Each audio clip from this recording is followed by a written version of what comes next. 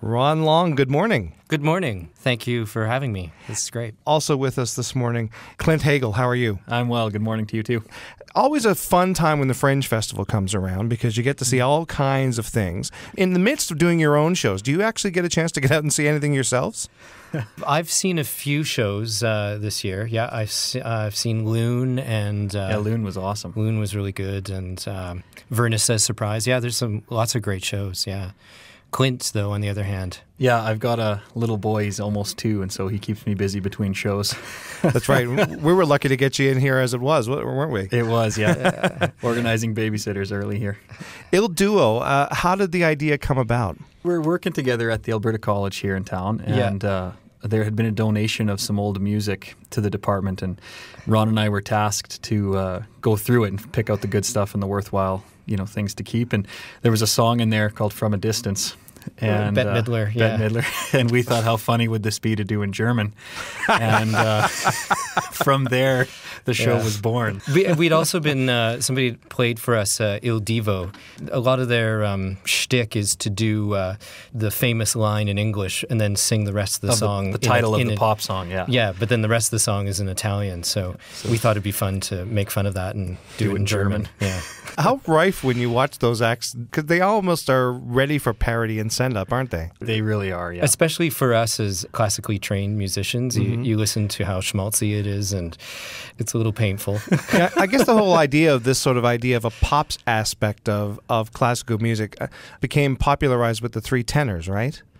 Pavarotti, I think, had a lot to do with kind of bridging that gap, I would say. But then from there, a lot of these pop acts like Andre Bocelli and Josh Groban, like to my ears, they don't sound like opera at all. They sound like really trained singers. How have audiences been so far during this week of festival? It's been good, yeah. We have a lot of fans waiting for us after the show, and because I think it's surprising for them a lot of the time. We don't necessarily start with a big crowd, but by the end, there's a nice hefty amount waiting. And this is the first time we've ever done the outdoor stage. Mm-hmm. We've always done indoor shows, usually in churches and stuff like that, because the acoustics are really nice for our voices, and so that's been fun. Different and a bit of a challenge, but it's been good. Well, Ron, what was the impetus to bring it to the Fringe after a couple of years of having it in the performance spaces that it's been?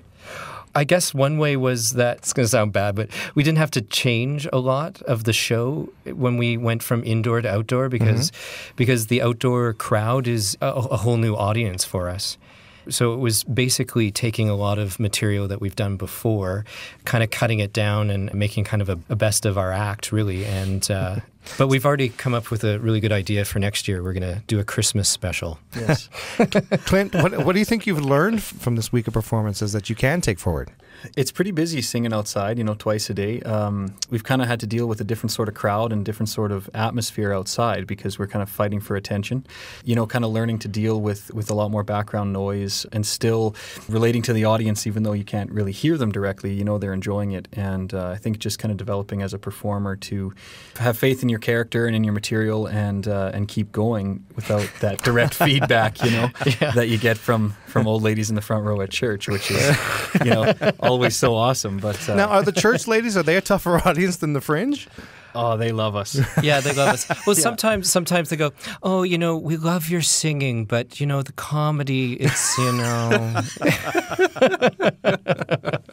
I want to get you to give me a sense of what the show is like in a minute, but given that the formula for the Il Divo aspect, or the pop opera, what kind of comedy influences have informed Il Duo? Did watch a lot of Smothers Brothers and Wayne and Schuster, those guys, and nobody's really doing that straight man, funny guy routine anymore. No, it's not really done much. Our original show, our very first Il Duo show, we talked about how we were the 5th and 6th members of Il Divo that were mysteriously cut for some unknown reason to us, and so we're making it on our own. And so the shtick just kind of came out of me being a fool and Ron trying to be serious, but still coming across very clowny. And yeah, we took a lot of clown elements too, and some slapstick, and it's been a lot of fun.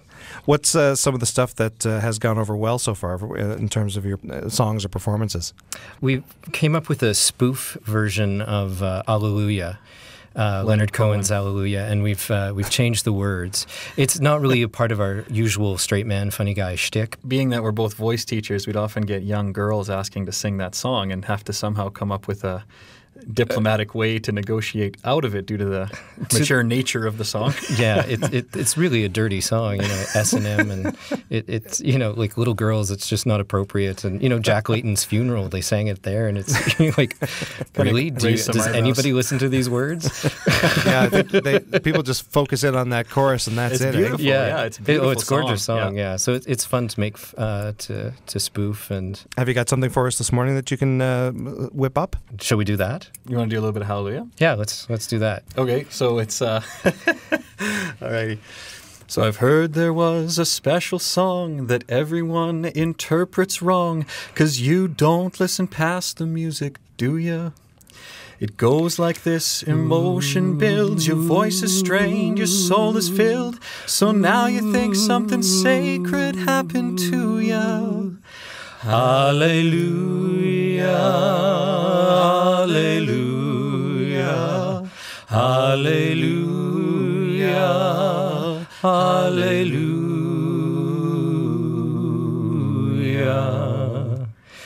Katie Lang and Rufus too, tenor groups, I don't care who, everyone is singing Hallelujah. They sing it like religious text, but it's really about sex and things you really wouldn't want done to ya. Hallelujah,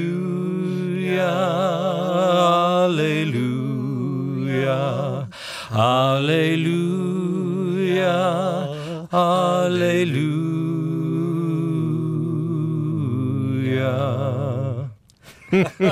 Nice. No warm-ups. Thanks. A little insensitive to a fault, I think, and well done. A little while ago, I think Leonard issued some sort of statement and said, "Hey, folks, would you mind just giving Hallelujah a bit of a rest?" That's our last verse, actually. Okay. Yeah, Leonard Cohen became a monk. He went into a kind of funk and said he wouldn't sing the song to you. Yeah, no, it's overdone for sure at this point. Now, when you talk about that straight man, funny man dynamic between the two of you, are there moments where you switch, or are there moments where you rigidly stick to character? I think we rigidly stick. I mean, there's times where Ron's, very serious, determined character kind of breaks down due to my actions, but Ron's always trying to be the business end of things. It really makes the show easy to do because I'm always the one trying to keep the show going forward and being serious and kind of narrating what's going to happen next and being the host, really, and Clint goofing off all the time. Sometimes it's just ad-lib and we'll crack. Yeah, like the other day I stepped on a balloon and it popped and everybody jumped and then we all started laughing. But yeah, just little things happen that's out of your control. And a lot of audiences, I think, they underestimate sometimes the role of the straight man too, because it's almost without the straight man, if it's two guys trying to one up each other, that's not as funny. No. I think the reason people laugh at stuff I do is because of Ron's reactions to it. He's always mad at me, and when we watch videos of ourselves after, I'm always amazed at what Ron is doing because it's so funny. I want to wrap up by asking how much of this humor and music together, I suppose, helps you in your lives as educators. Clint, why don't I start with you?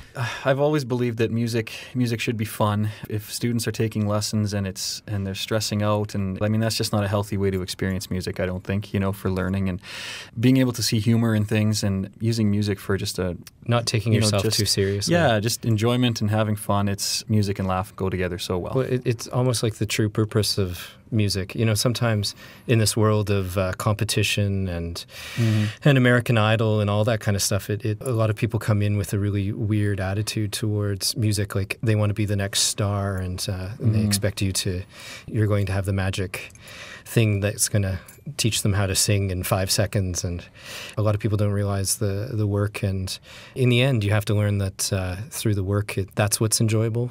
Learning, and because I'm still learning as an opera singer, all the time. Well, and even just our show itself evolves every performance. Yeah, we're always learning new things all the time.